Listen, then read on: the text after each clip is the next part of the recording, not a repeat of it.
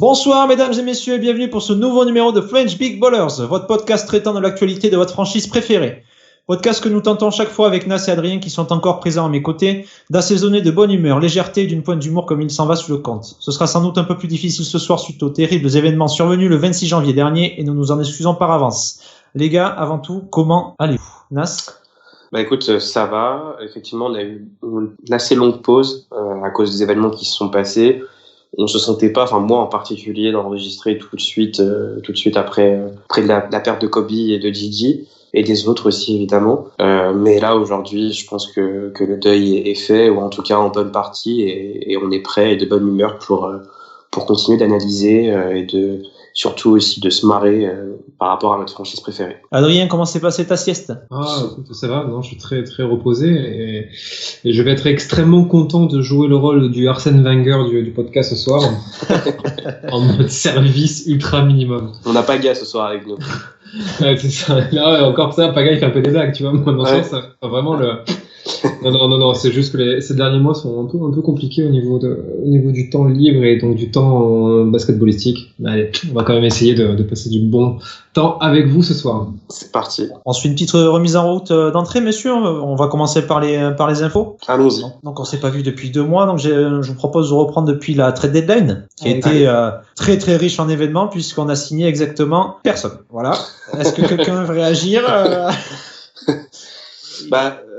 Est-ce qu'on dissocie les dossiers? Ouais, j'aimerais qu'on dissocie. On part vraiment sur la trade deadline vu qu'on a vu les Clippers bouger, notamment pour Marcus Morris. D'accord, mais parlons de ça si tu veux. Parlons de ça. Voilà. La première chose qu'on devrait voir, c'est finalement dans combien de rumeurs on a été mêlé. Pas beaucoup de base déjà. C'est ça. Tu as déjà pas beaucoup. C'est ça. Et après, tu regardes, donc tu parles de Marcus Morris qui part chez les Clippers. Est-ce que on peut rappeler ce que les Knicks ont demandé en échange? Oui, on peut en rappeler. Allons-y. Danny Green et Kuzma déjà. Voilà, non mais c'est ça. Donc à partir de là, tu vas te faire enculer et on passe à la prochaine offre. Et on passe à la prochaine cible. Qu'est-ce que tu veux négocier à partir de ça? Qu'est-ce que tu veux négocier à partir de ça? Et en plus, ils avaient raison, les Knicks, de demander un tel prix, puisqu'en fait, ils ont eu une offre de cette rigueur avec Mo Harkless, un pick et un second tour de draft. Pardon. Excusez-moi. Ouais. Ce génie basketballistique, c'est impressionnant. Toujours comme ça. Hein. Ouais. Et alors après, donc déjà, le prix était beaucoup trop cher, mais c'était logique. Hein. On sait que si on devait aller sur des cibles à plus de 10 millions de dollars, oui. il allait falloir casser, on va dire, le roster et dire au revoir à des pièces essentielles, en l'occurrence Danny Green. Donc c'est pas possible. Enfin, pour moi, en tout cas, c'était pas envisageable. Et après, si c'est pour le cas Marcus Morris, est-ce que c'est une si grande perte que ça pour nous? Aujourd'hui, avec le recul et surtout l'annonce cette nuit de sa signature, désolé Clément, je fous en l'air complètement ton plan et ta trame pour le poste. Il n'en a pas de trame. Compte tenu du fait qu'on l'ait signé, je pense qu'on peut tous s'accorder à dire que c'est pas la plus grosse perte de la saison.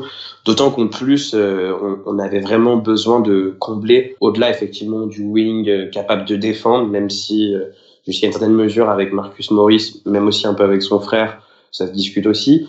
On avait vraiment besoin de ce manque à la main, et ça de toute manière à la trade deadline c'était compliqué. Donc je pense qu'on peut déjà entre guillemets nexter la trade deadline, puisque de toute manière il n'y a pas grand chose à dire dessus quoi. Il y avait une seule rumeur, quoi faire. Ouais. Comme tu l'as dit, on avait eu 2 besoins, donc un ailier fort capable de défendre un tant soit peu, d'étirer le jeu, un minimum, quoi, disons. Voilà, c'est ça, et un meneur le plus complet possible. Et la seule rumeur qui nous alliait à un meneur aux alentours de la trade deadline, c'était Derrick Rose, et il demandait Kyle Kuzma et un premier tour de draft. Donc à partir du moment où les mecs ils ont reçu un second tour de draft contre Drummond, merci.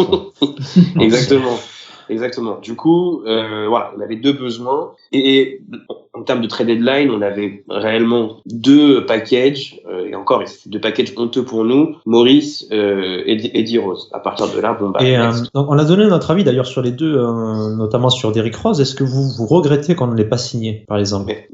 Non. C'est pareil, c'est quoi le prix? Oui, voilà. En fait, si tu dois vraiment donner Kuzma et un first, ou un first, pardon, c'est et où? Non, c'est c'est ça. Ouais, c'est où, pardon? C'était et. Non, c'était et. Ouais.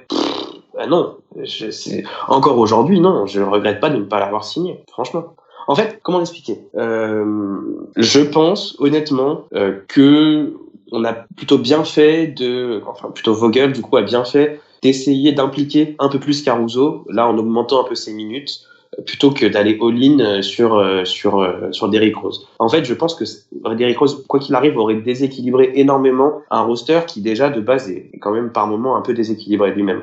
Donc non, je cassais cette dynamique qu'on avait, quand même une première place qu'on méritait dans cette conférence Ouest qui est pas facile du tout.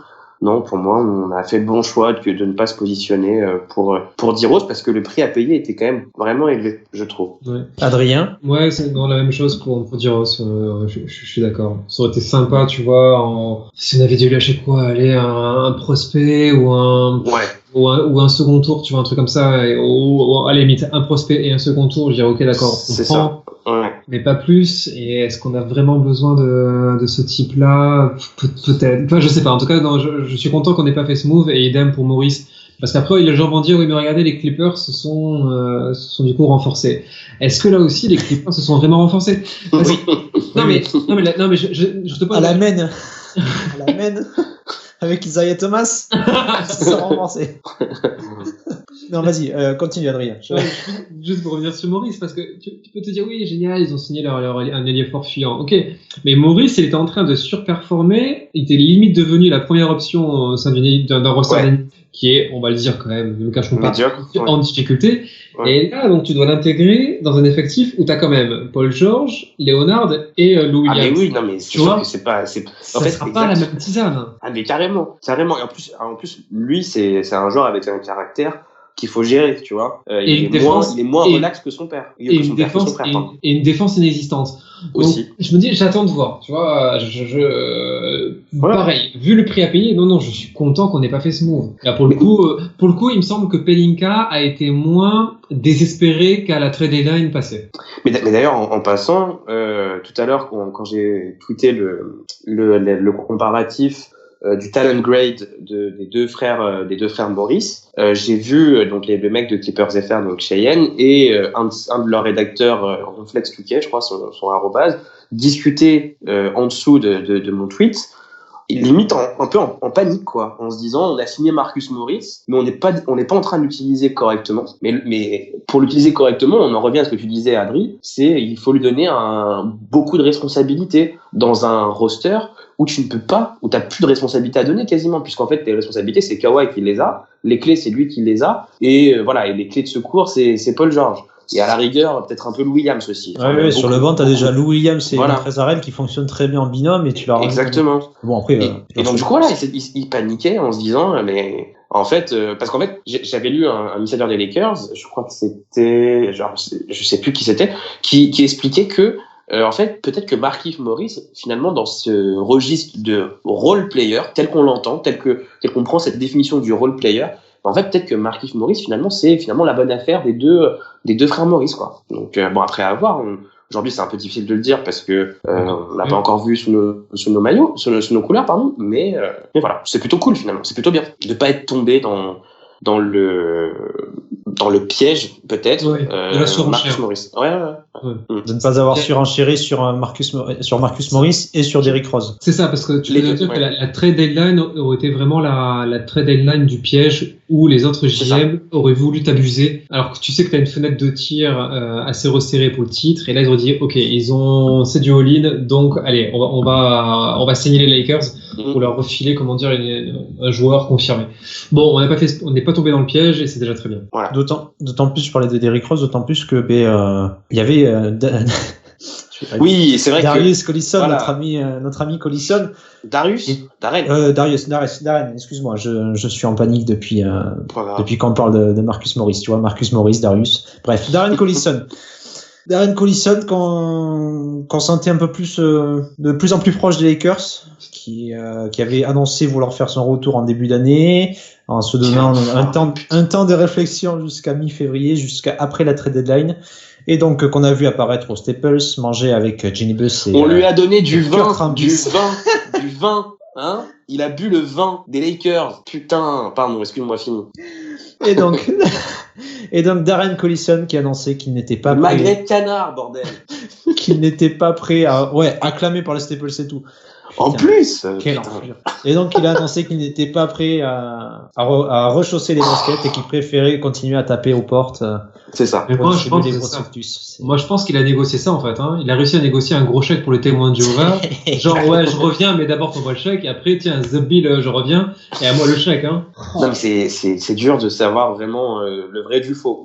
Moi, ma petite théorie, c'est que je pense qu'il était prêt, mais pas prêt à 100%, et il voulait pas prendre le risque. En fait, je pense qu'il va revenir la saison prochaine, et il voulait pas prendre le risque de se retrouver, de faire une fin de saison qui lui ferait gagner un minimum ou un minimum plus pour commencer la saison prochaine. Je pense qu'il veut faire monter un peu les enchères, et il veut récupérer encore un billet, et c'est la raison pour laquelle il a pas voulu tout jeter pour revenir tout de suite, quoi. Je pense, c'est ma théorie personnelle. Après, on verra. Et ça s'entend puisque, enfin, j'ai vu récemment Jared Dudley qui discutait de ça au niveau des buyouts.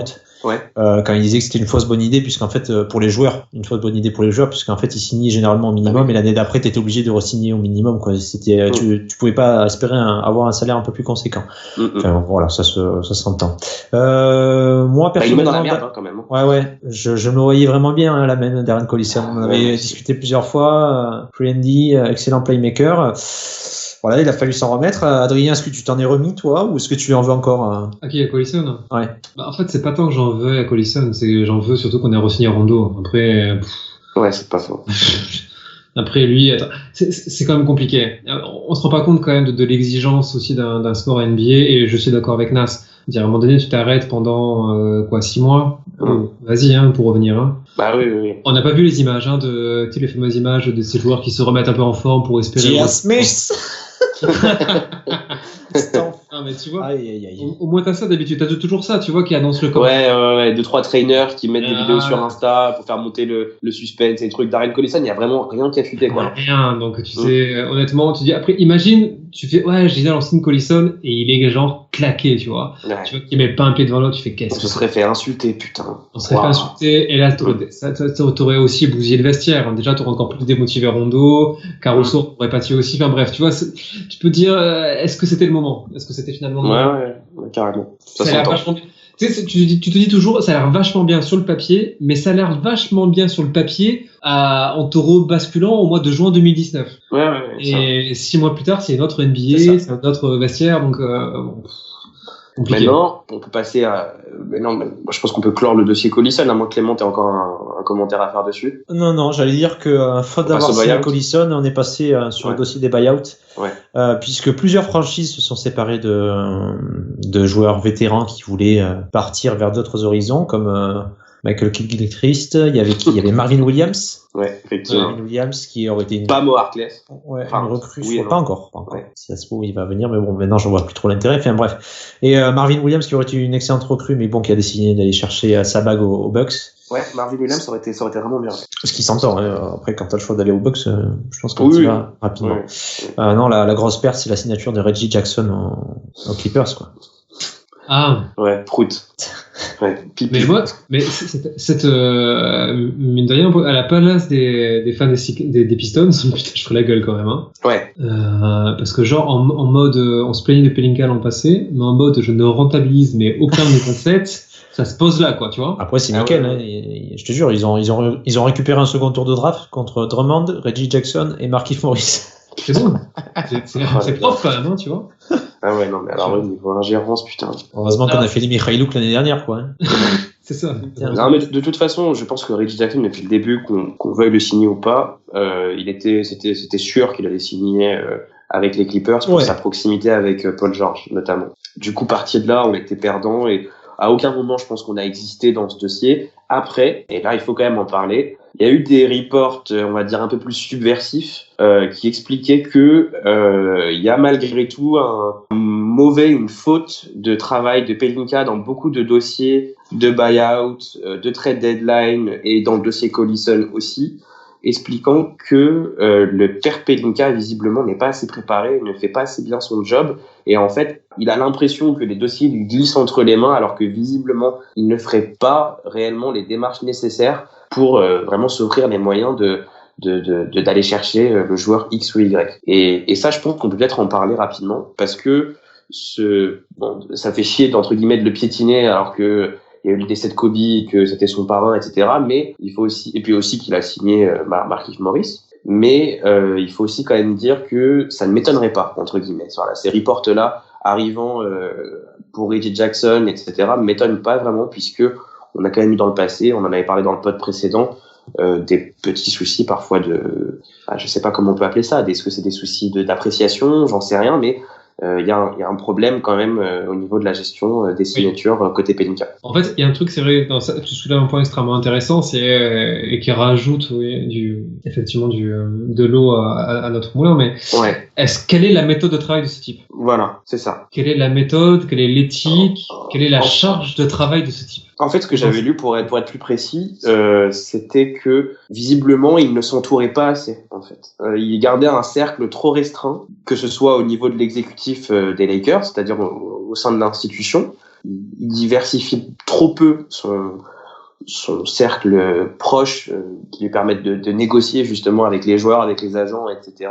Et voilà, il est un peu trop en autarcie, si tu veux, et ça pose problème quand même, parce que tu passes à côté de certains joueurs, parce que effectivement, bon, la question de si on voulait ou pas Reggie Jackson, ok, mais tu peux quand même au moins exister dans ce dossier un minimum, au moins que ton nom ou que le nom de ta franchise ressorte dans les reports de Woj, etc. Mais on n'a vraiment pas existé, quoi.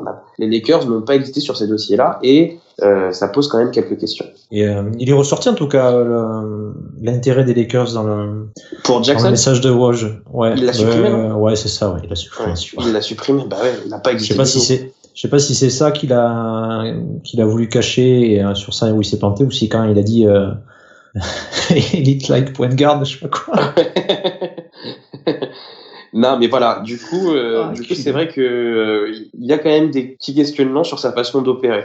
Mais bon, c'est pour l'instant. Je pense que c'est ce genre d'histoire qui ressortira, qui l'éclaboussera dans quelques années. Pour l'instant, oui. On est en plein dans le truc. On a du mal à, même nous, loin en France comme ça, à vraiment savoir ce qui se passe. Voilà, moi, je faisais juste un rapport de ce que j'avais lu, comme quoi. En fait, je pense qu'il faut juste qu'on garde un œil, nous, de notre côté là-dessus, et qu'on voit l'été prochain comment ça se goupille au niveau des signatures et au niveau des dossiers.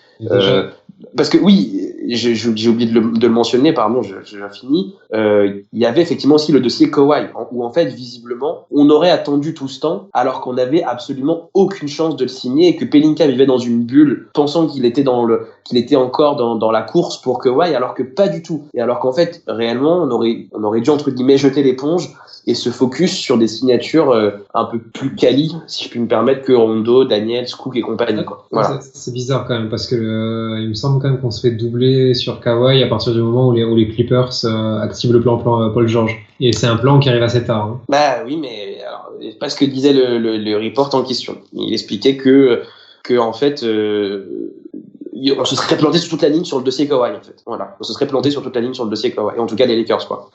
Bon, après, c'est comme je disais, c'est à méditer. Je pense que on le saura. C'est plus des choses que tu apprends sur le long terme que là, tout de suite à chaud, quoi. Est-ce qu'on passe à la signature? T'en rêvais? C'est enfin pour Pelinka. La signature, puisque de Markieff Morris, le frère de Marcus Morris qui joue pour les Clippers. Markieff Morris qui a négocié son buyout et qui a tout de suite fait les démarches pour aller aux Lakers, rejoindre LeBron et son ancien agent d'ailleurs, Rich Paul, puisqu'il est passé chez Jay-Z, dans le groupe de Jay-Z. Messieurs, bonne signature, mauvaise signature, mauvais deal, je sais pas.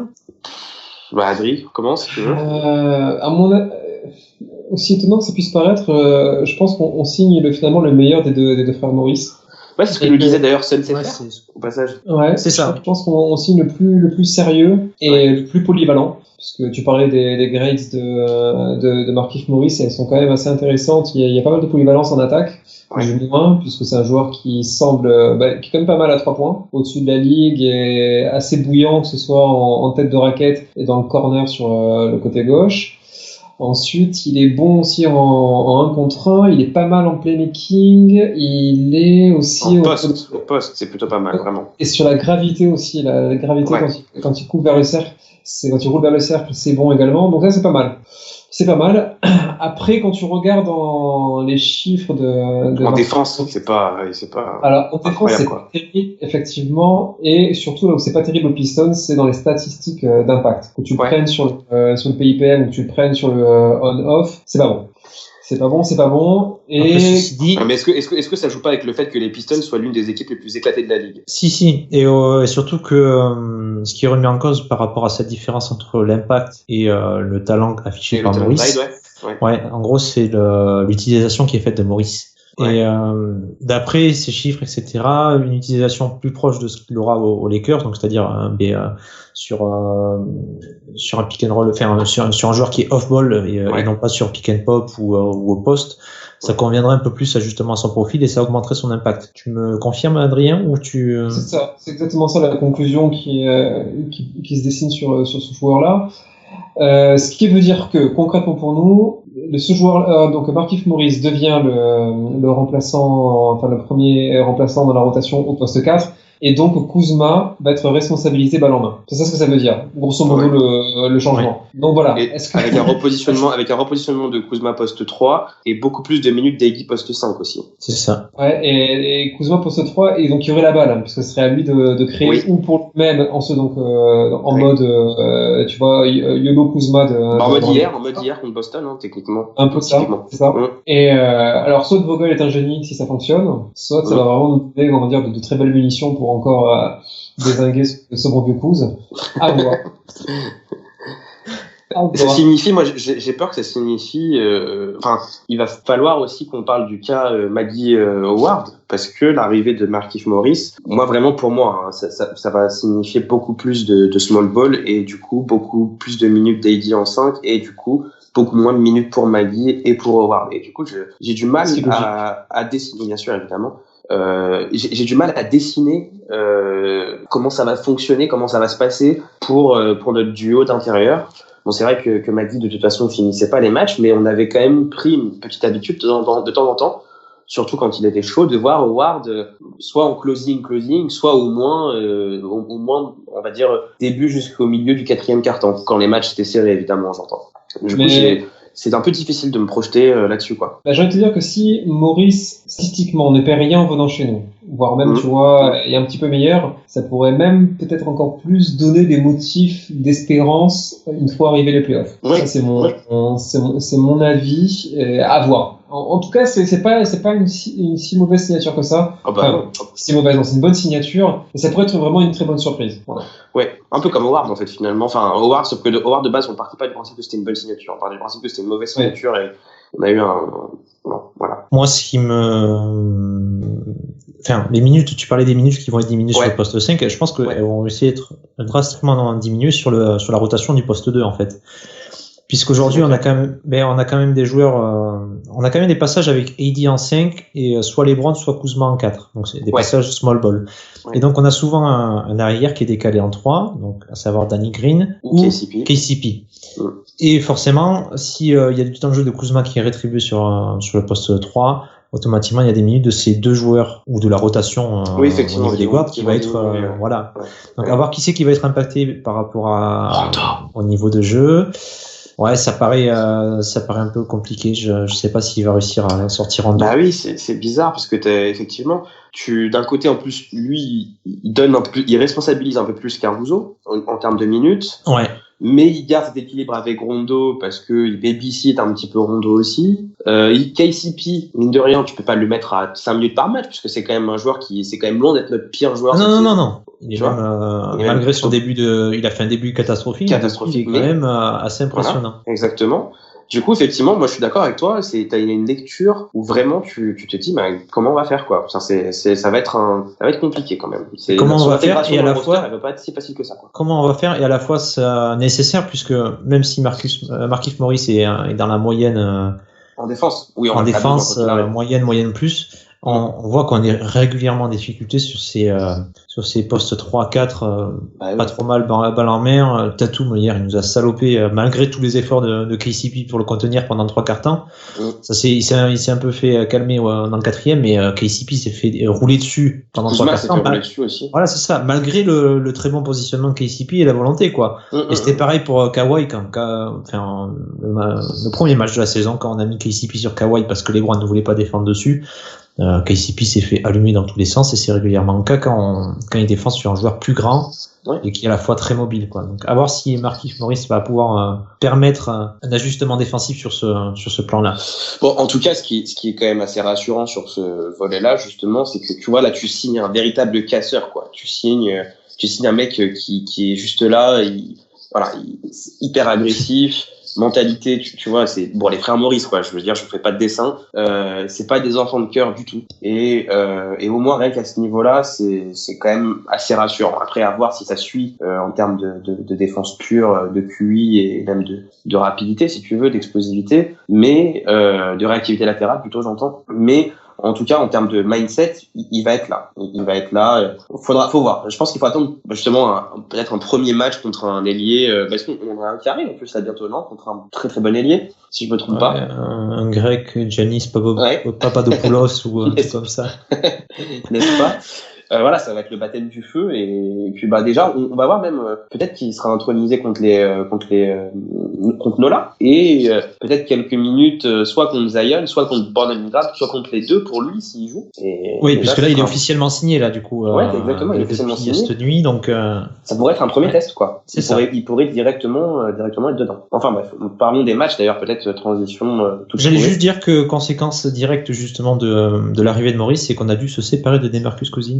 Oui, qui était malgré les encouragements, enfin les mots encourageants de Frank Vogel qui évoquait un possible retour lors des playoffs.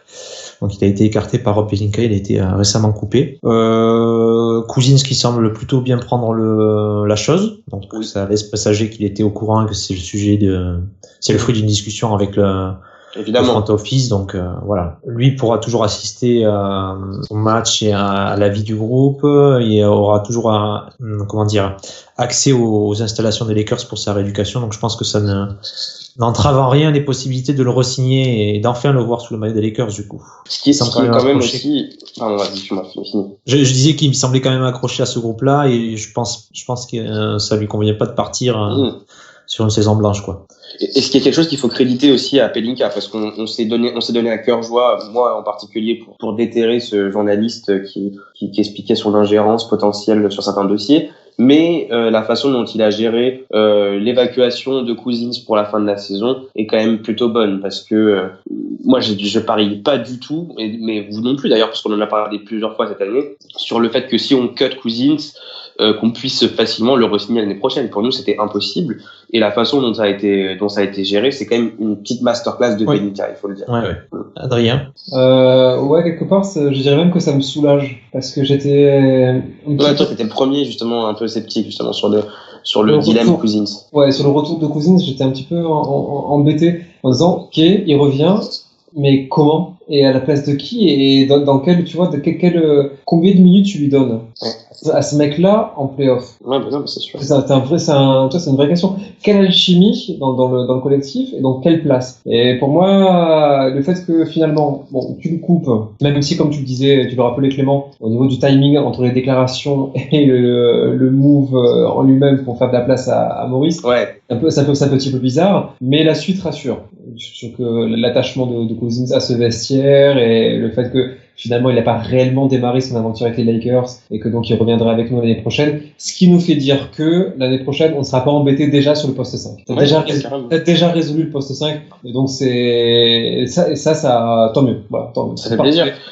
On a très bien géré le cas de Cousins jusqu'à présent. Visiblement, on continue de le faire. À moins qu'il y ait vraiment un GM qui décide de faire chier en le signant dans la foulée, mais j'en doute. Non, et par contre, ce qui ressortait, c'est notre point de vue, en tout cas, suite aux déclarations de Vogel, c'était les miennes, c'était moi qui écrivais. J'étais très surpris qu'on évoque un retour lors des playoffs. Oui. La moyenne, le temps moyen nécessaire à un joueur NBA pour revenir sur le parquet, c'est 10 mois, sachant que DeMarcus Cousins s'est déjà flingué le tendon d'Achille de la même jambe. Ça me semblait quand même étonnant de le voir revenir mi-avril alors qu'il s'est fait les croisés en août, quoi. Ouais, puis en plus, ça faisait un retour. Ça veut dire un retour, ok, mais à quel niveau, pour combien de temps, et est-ce que c'était pas le mettre en danger lui aussi? Non, mais complètement. Et puis en plus, on parle pas d'un meneur léger, quoi. Tu parles d'un big qui est hyper grand, hyper lourd. Donc, du coup, eux, ils souffrent beaucoup plus de ces blessures-là que les joueurs un peu plus light. Non, mais oui, pour moi, je répondais assez régulièrement à des gens qui nous mentionnaient sur Demarcus, quid de Demarcus, que devient-il, machin et tout. En fait, on n'avait pas de nouvelles spécialement parce que les Lakers communiquaient pas beaucoup dessus et lui non plus. Mais moi, pour moi, dans ma tête, j'espérais vraiment pas un retour de Cousins en playoff, quoi. Ça m'empêchait pas de dormir du tout. Pour moi, je partais du principe. Non, on l'avait pas intégré dans notre plan de marche cette année, quoi. Du tout. Plan de marche, messieurs. Juste finir un petit truc rapide. Boogie a liké aujourd'hui ou hier les tweets justement du compte officiel des Lakers annonçant la signature de Markieff Morris, ce qui veut dire qu'il était au courant, c'est sûr. Voilà, il était au courant et voilà, il a validé le truc. C'est ça. Donc voilà. Parce que alors il a liké, il le met dans un petit dossier comme Jared Slinger quand on l'insultait parce qu'il était trop gros. Vous vous souvenez de ça ou pas? Il a liké tous les tweets où je me rappelle de ça. Juste pour prouver que quand il revenait en forme en début de saison pour montrer à ses haters que c'était des gros connards et en fait 3 mois après il avait repris 15 kilos et c'était reparti pour un tour.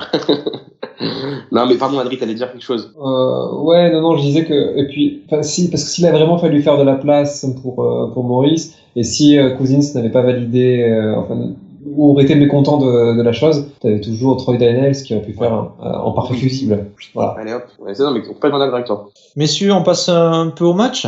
Allez. Il y a quand même quoi? Il y a quand même on va peut-être pas tous se les faire, non? Est-ce qu'on reprend sur les 10 derniers matchs ou est-ce qu'on reprend à partir du All-Star Game qui a eu lieu il y a 15 jours? All-Star Game, il y a 2 matchs, les Grizzlies et Boston. On peut partir un peu avant. Un petit peu avant, ouais.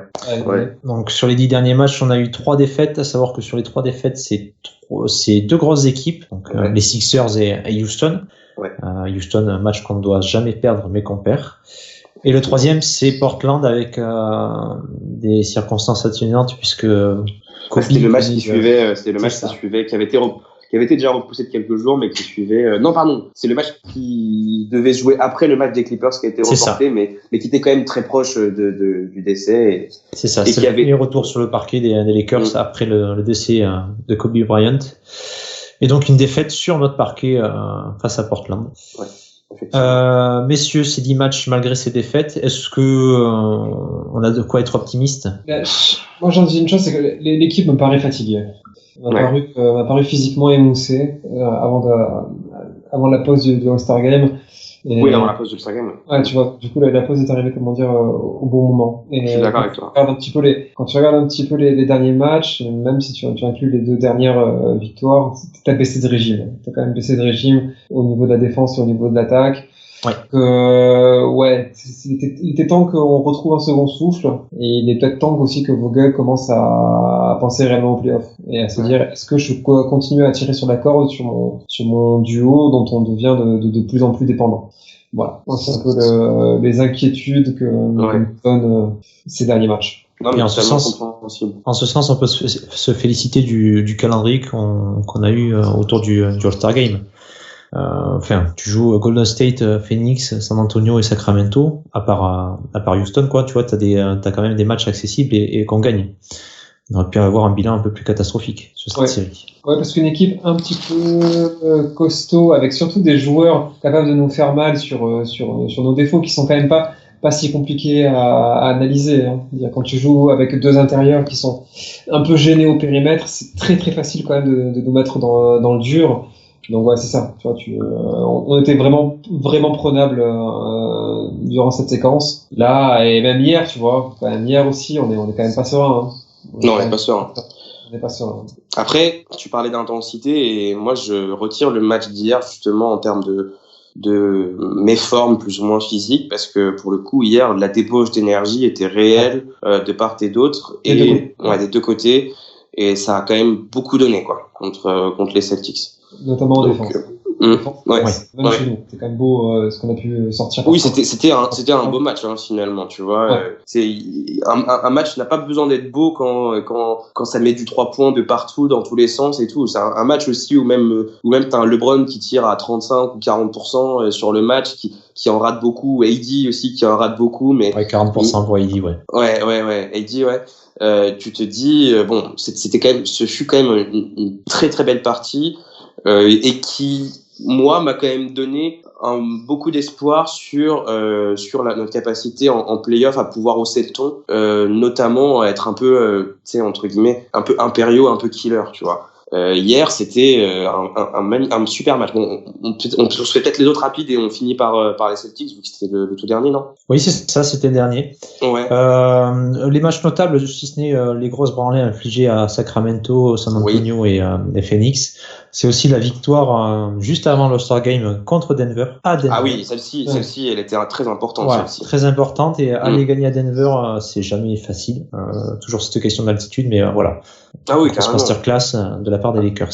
Ah oui, ce match, franchement, et puis il était tellement important parce que à la veille du All-Star Game, c'était soit tu le gagnais et tu, entre guillemets, enterrais un peu Denver définitivement dans la course à la première place, soit vraiment tu leur donnais la dalle en leur disant, enfin tu perdais et ils avaient la dalle, et puis ils se disent on revient du All-Star Game, les gars, on perd plus un match, on met tout et on repasse premier, quoi. Et d'ailleurs on voit bien comment mentalement ça s'est peut-être passé pour eux, puisque ils sont pas revenus aussi bien que nous, typiquement. C'est ça.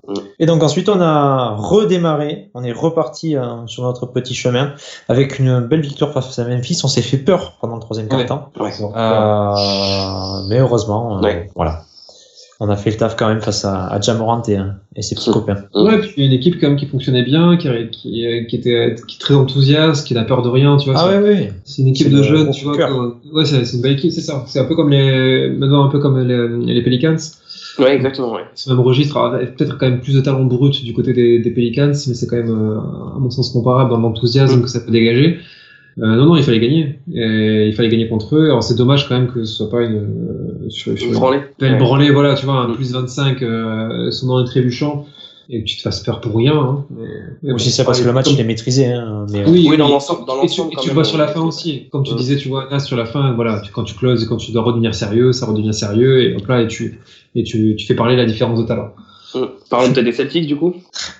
Une petite pensée quand même pour le pauvre d'Anthony Melton qui s'est fait déglinguer par Heidi. Ouais. Devant, derrière, merci, bimba. Oh là là, putain. Là, ça... Bon, les Celtics, messieurs, puisque c'était quand même le match phare de ce retour. Ouais. Ça s'est bien passé. On a sué quand même, hein, jusqu'au bout. Ouais, on a sué. Parce que sur le troisième quart-temps, t'es quand même pas très beau tout le temps, hein. Non. Ouais, on a vraiment sué. Après, en termes de men, au niveau du score, finalement, les Celtics reviennent assez tard, hein. Prennent le lead assez tard. Je crois que les deux équipes étaient, troisième, c'est ça, avec déjà 81 points marqués de part et d'autre, et là, ils prennent le premier lead, je crois, du match, hein. Enfin, pas le premier, mais en tout cas, ils en prennent un après qu'on est mené pendant un bon moment. Ouais. Bon, les Celtics, victoire quand même de rang, entre guillemets, belle victoire, mais t'en parlais tout à l'heure, Adri, en préambule, on tape là où ça fait mal. Jason Tatum tape là où ça fait mal, c'est-à-dire il tape sur notre inexistant ailier swingman athlétique capable de défendre, puisqu'on n'en avait pas hier, et que Tatum, il s'est pas fait prier du tout pour nous éclater. Tout à l'heure, Clément, tu parlais de cet ailier capable, justement, balle en main, de pouvoir faire des choses. Et alors, pour le coup, hier, Tatum, il nous a tout fait. Non, après, il faudra aussi séparer, sur Tatum, il faudra quand même séparer deux ou trois choses. Il a quand même aussi ce côté, il est insolent, hein, de réussite, hein, sur le step back, tu vois, là, il est vraiment insolent derrière l'arc. Et après, sur le drive, il a aussi un truc sur lequel j'ai remarqué les systèmes qu'a mis en place pour lui et Stevens, ça avait une espèce de horns avec juste un écran qui arrivait bas dans la raquette et où on n'avait aucune réponse contre ça. Ce qui fait que tu n'avais pas de rim protection contre lui, et il a un peu fait ce qu'il a voulu faire, il est un peu trop tranquille quand il s'agissait, tu vois, de finir main gauche, au cercle. Bon,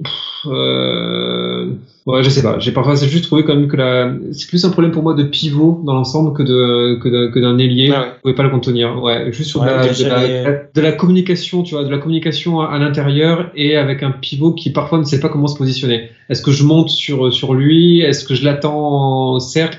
Et avec souvent un temps de retard dans l'interception défensive. Ouais, voilà. C'est ça qui m'a plus marqué sur Tatum hier soir. Donc, tu as évoqué le cas Tatum qui a mis en lumière une des difficultés des Lakers, notamment au niveau de la défense, un manque d'un profil 3-4 capable de défendre. Et on en a eu une deuxième sur Daniel Theis, qui est utilisé par Boston et qui était capable d'étirer le jeu et de punir la défense de Dwight Howard au périmètre. 100% à 3 points. Bon, ouais, mais après, c'est pas son. Il était aussi en surchauffe. Il était aussi en surchauffe hier, le père Theis, parce qu'il a pas assez. Il était bien au-dessus de ses standards habituels. Ouais, bah après, il te fait le drive qu'il fait sur Howard. C'est chaud quand même. Hein. Mais tout ça pour dire que. Vous parlez de la nouette de LeBron, c'était ça? Ouais. Mais tout ça pour dire que Daniel Theis, c'est un pivot qui est assez moyen mais qui est très bien utilisé par Brad Stevens. Mais c'est la version bêta de ce que va proposer Milwaukee. Et on a déjà vu face à Milwaukee qu'on était vraiment dans la merde face à Brook Lopez. C'est impossible de défendre avec AD en 4 et un autre pivot en 5. Ils sont perdus. Non, bien sûr. Non, c'est ça. Et là, ça montre, à mon avis, voilà, une grosse limite de notre, quand on joue très très grand. T'as ce point faible extrêmement exploitable au poste de pivot. Et t'as juste quelqu'un qui s'écarte et ça nous fait mal. Si on perd aussi contre les Rockets, c'est ça aussi. Hein. C'est que t'as pas de solution quand ça s'écarte. Les Sixers, c'est pareil, t'as pas de solution quand ça s'écarte et à un moment donné, il faudra bien faire en playoff et faire une croix sur les line-up extrêmement grands et que AD se tape le sale boulot au poste 5 régulièrement. Mais que t'aies au moins un poste 4, hors LeBron, j'entends, un poste 4 capable de scorer à 3 points, d'étirer lui aussi le jeu et d'aller chercher ses ailiers. Complètement. D'aller chercher Covington, d'aller chercher Tucker s'il y a besoin quand il est en 4, mais bon. C'est ça. Parce que hier, on a encore eu cette fameuse option de style, tu vois. Toi, tu martèles un peu la peinture et pas forcément correctement, puisqu'on a vu que AD a quand même pas mal gâté même parfois des layups assez bidons, entre guillemets, qui étaient largement à sa portée. Ouais. Mais je pense qu'hier, il était pas à ce fond physiquement. Je pense qu'il était touché, à mon avis, parce que je le voyais même dans ses courses et tout. AD, moi, il m'avait pas l'air, il sort finalement un match pas si horrible que ça, hein, en tout cas statistiquement, tu vois. Mais moi je l'ai trouvé en deçà, si tu veux, physiquement de ce qui montrait d'habitude, en tout cas au moins en attaque. Et au poste, en attaque, au poste, absolument pas dominant au poste. Hein. Ah oui, non, au poste c'était pas bon. Mais d'ailleurs même en défense là, pour le coup, au poste c'était assez cata, j'ai trouvé. Et il dit, mais oui, hier on a encore eu cette fameuse opposition de style où en face tu vas essayer de trouver un tir de préférence à 3 points. Bon, Theis aussi, il y a des moments où il nous allume tête de raquette à mi-distance. C'est des tirs qui sont pas extraordinaires, mais bon, qui prend parce qu'il était tout seul, on peut contester et qu'il les met. Moi pour Theis quand même, je remettrais un peu ça en contexte en disant qu'hier il était quand même extrêmement surchauffe. Bon, il est bien utilisé, mais hier il sort le match de sa vie, le mec. Franchement, pas dit qu'il fasse ça tout le temps. Certes, mais c'était pour montrer que voilà, c'est le profil typique du pivot qui peut nous emmerder. Je suis d'accord avec toi, complètement. Et pour AD, hier il a manqué. Tu parlais de spacing justement et d'étirer. Hier, il y a des moments où c'est ce qu'il a manqué. Je pense qu'il y a eu des moments où hier, il aurait fallu arrêter de tout le temps balancer la balle à AD et lui dire, vas-y, démerde-toi, fais un up and under, fais un move au poste, fais un dream shake. Bon, on voit que des fois, il galère. Hier, il aurait fallu peut-être s'adapter et essayer d'étoffer un peu notre panel offensif, quoi. Notamment, je trouve ça assez étonnant, c'est qu'on ne joue finalement pas tant que ça hier, du moins, mais en général aussi sur ça, tel que avec AD en rollman. Ouais. Oui, complètement. Tu vois, t'as souvent LeBron qui appelle l'écran et en fait il rejette l'écran, tu vois, en partant après quitte à en redemandant à Eddie d'en repositionner un, enfin tu vois. Mais si tu veux lui faciliter la vie et qu'il reprenne un petit peu du rythme et de la confiance en attaque, vas-y, mets-le dans ce rôle-là. Ouais, puis LeBron, les seuls écrans quasiment, enfin les seuls. Globalement, il demande beaucoup de pauses d'écran juste pour switcher et pour s'isoler contre un autre joueur, si tu veux. Donc, à partir de ce moment-là, il va même pas chercher de donner la balle à AD. Je suis pas en train de critiquer le playmaking de LeBron qui est excellent, voilà, on le redit. Mais effectivement, peut-être que ça ferait du bien aussi à AD d'être en rythme et d'attaquer le cercle dans des dans des phases de jeu qu'il connaît très bien et qu'il maîtrise très bien. Voilà. Et j'en veux pour preuve, c'est qu'une des rares fois où ça se fait, bon, donc AD évidemment attire tout de suite sur lui deux défenseurs, mais qu'est-ce qu'il fait dans la passe parfaite sur KCP? Il kick, bien sûr, il kick direct, voilà. Bien sûr. Oui. Non, c'est sûr. Alors, c'est une arme, on devrait peut-être l'utiliser un petit peu plus dans ce cas-là, quand tu sens que AD de lui-même n'est pas dans un grand soir. Ouais, je suis d'accord En parlant de grand soir, j'ai trouvé hier aussi, pardon? Vas-y. Non, j'ai trouvé hier quand même que, une petite partie peut-être vient aussi du staff, hein, une petite partie du fait qu'on ait serré les fesses correctement, parce qu'il y a eu des moments où on s'est fait littéralement éclater sur certaines séquences. Notamment, il y a une séquence à un moment donné où tu avais AD et Howard justement ensemble sur le parquet.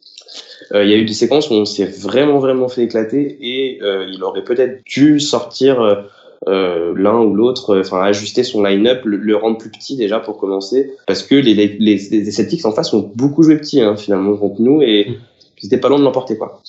Donc, en parlant de grandes soirées, messieurs, de grands matchs. Alors, si j'avais mes deux mains, j'aurais applaudi, mais Rajon Rondo quand même. Ouais, super match de Rajon Rondo. Non, mais disons-le. Ah oui. Défensivement aussi. Non, j'allais dire, oui, non, mais c'est surtout ça. Je pense que c'est son meilleur match en défense depuis sa signature. Oui, je suis d'accord. C'est et c'est pas parce que c'est pas au-delà même des 4 styles ou 5 qui sort dans le match. Il y avait pour le coup effectivement une vraie envie. Moi je repense à Tatum, il essaie de gratter absolument des ballons contre Tatum alors qu'on n'est pas du tout dans la même taille et dans la même vitesse, dans le même registre de taille et de vitesse, tu vois. Et c'était bien, c'était cool à voir. Ouais. Le seul qui passe à côté hier, j'ai trouvé que c'était vraiment Danny Green, qui se fait trouer en 1 contre 1 avec ou sans écran.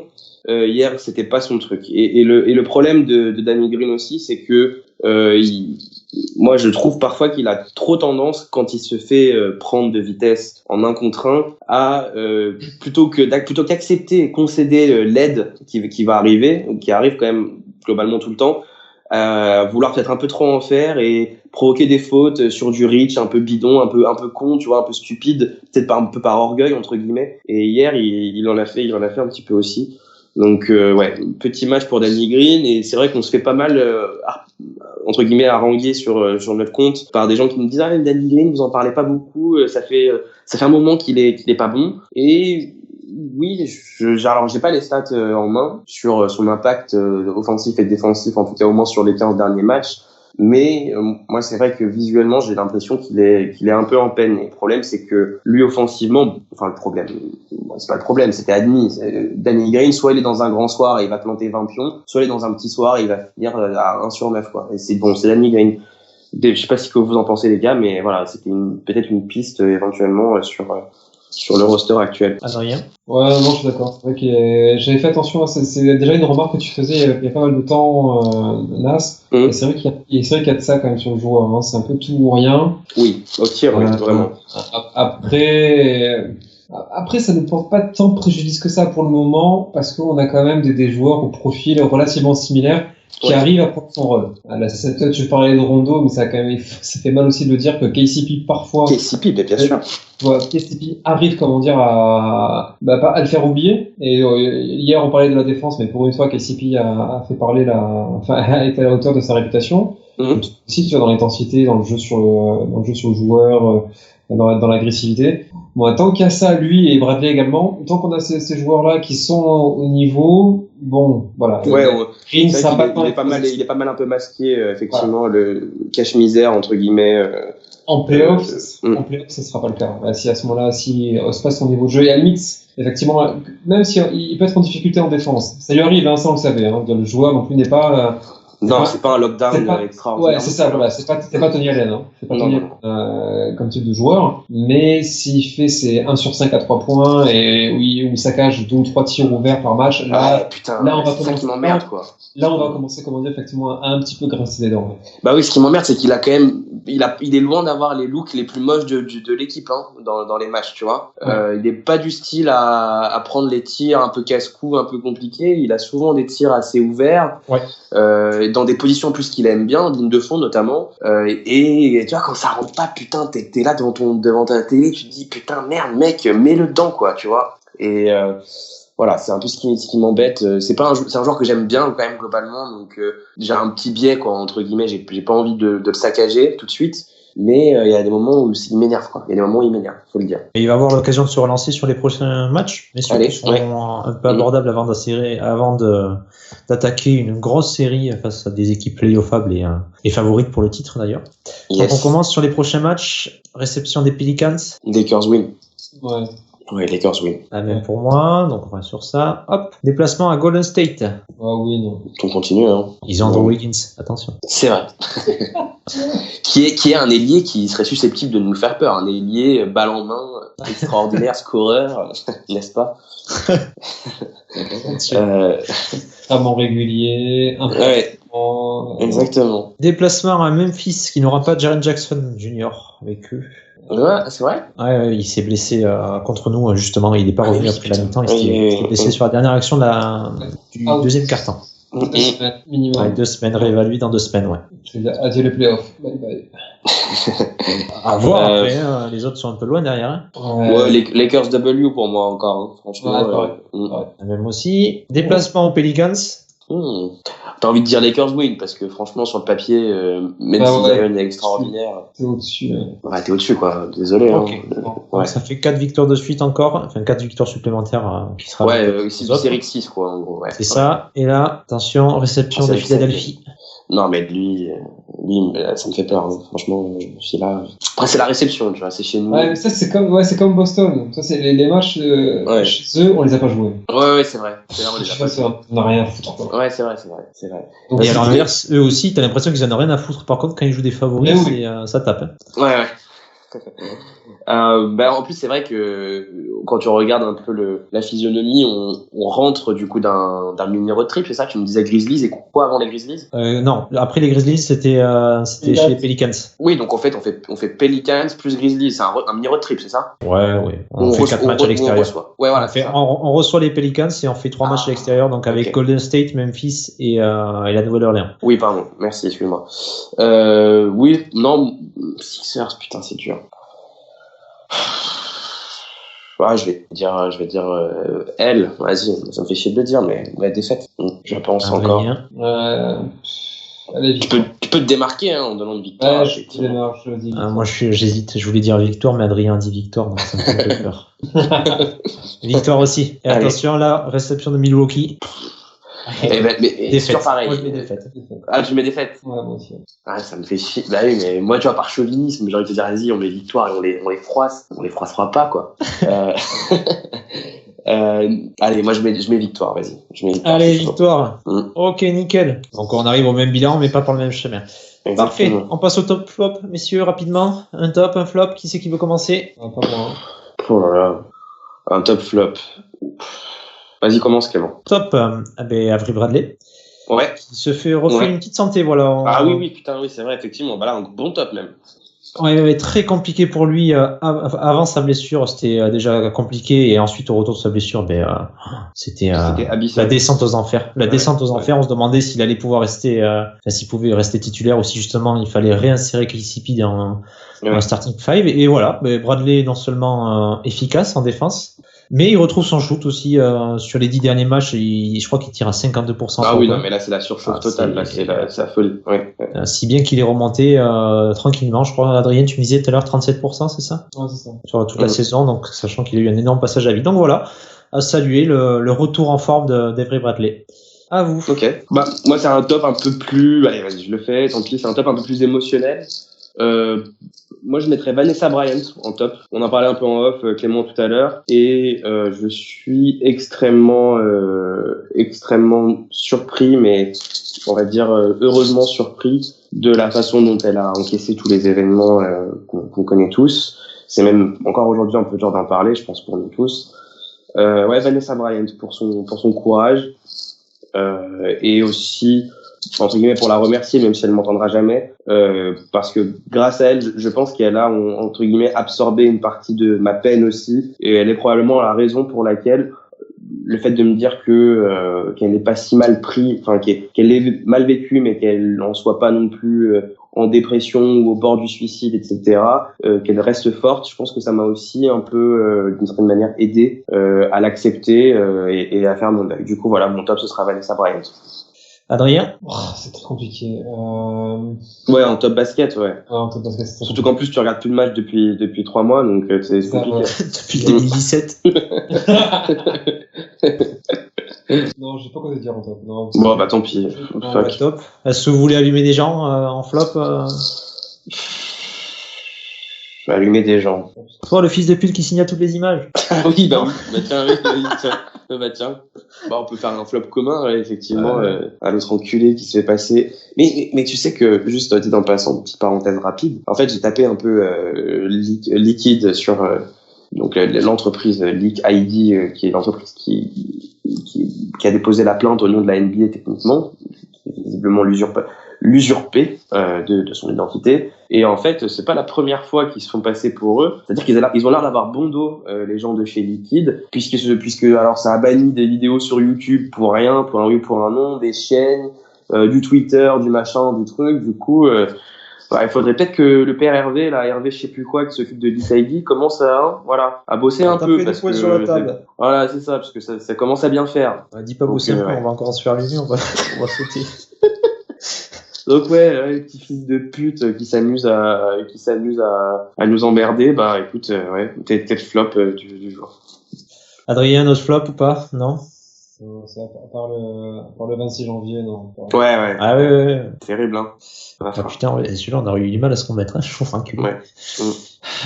Messieurs, un mot de la fin avant de se quitter, de se revoir de manière régulière dans 2, 3 ou 4 mois. Oui, bah, petit mot rapide, déjà, toujours pour remercier ceux qui nous écoutent. Surtout qu'en plus, celui-ci risque pas d'y avoir grand monde, vu la régularité dont on a fait preuve récemment.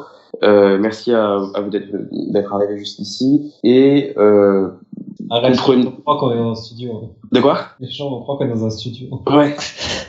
Non. Ambiance un peu quand même toujours un peu délétère après les événements mentionnés justement du 26 janvier. Je pense que ça nous a tous énormément affectés, autant nous de chez Lakers France que vous qui nous suivez avec passion et on vous en remercie toujours tous les jours. Ouais, merci pour les mots sympas qu'on a reçus en DM. On a été nombreux à réagir et ça fait chaud au cœur. Vraiment. On n'a pas pu répondre à tout le monde parce que honnêtement, on parle vraiment même pas de dizaines, mais plutôt, je pense qu'on doit pas être loin de la centaine de messages qu'on a reçus. Du coup, voilà, merci infiniment. Nous, de notre côté, on nous a aussi beaucoup remerciés parce que on a, entre guillemets, gardé le cap et on a continué de maintenir l'activité du compte en dépit de tout ce qui s'est passé. Et sachez que on prend toujours énormément, vous m'arrêtez si je dis des conneries, on prend toujours énormément de plaisir à gérer le compte, à échanger avec vous et à partager un peu surtout sur les Lakers, etc. Et c'est pas quelques petites images, quelques strikes de Twitter qui nous feront changer d'avis. Du coup, merci. Voilà, le mot de la fin, c'est vraiment merci. Adrien? Oh, pas mieux. Allez, l'OM! Non? Pas mieux, non. Non, j'avais traché un ou deux trucs, mais du coup, non, le message de paix et d'amour de Nas c'est tellement beau que. Ouais, on garde un peu de haine pendant 2 semaines. Voilà, c'est ça. Allez. On parlera de la qualité de l'humour sur Twitter une autre fois.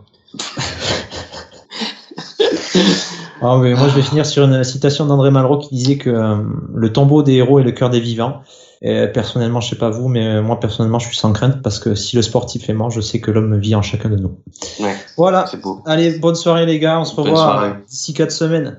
À bientôt. Ciao. Ciao.